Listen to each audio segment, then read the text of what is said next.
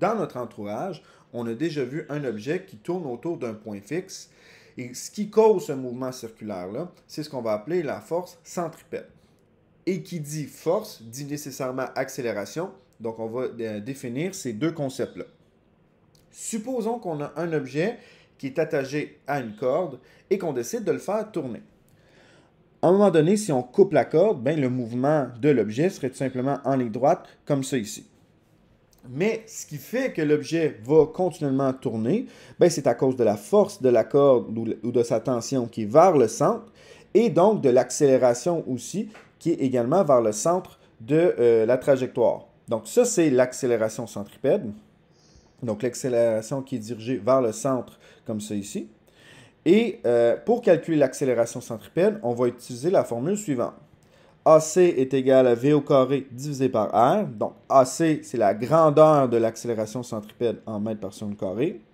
V, c'est la grandeur de la vitesse de l'objet en mètres par seconde. Et R, c'est le rayon du cercle décrit par la trajectoire en mètres.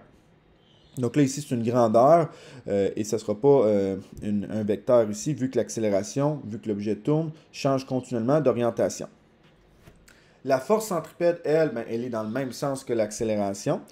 Elle est aussi dirigée vers le centre et c'est ce qui fait en sorte que l'objet dévie continuellement et est perpendiculaire à la vitesse. Donc, la force, comme je dis, elle est orientée vers le centre et elle est perpendiculaire comme ça ici. Pour calculer la force centripède, ben, on sait que la force, c'est la masse fois l'accélération. Comme l'accélération centripède, c'est cette formule-là ici, ben, FC est égal à MAC, donc FC est égal à MV au carré divisé par R. Donc FC, c'est la force centripède.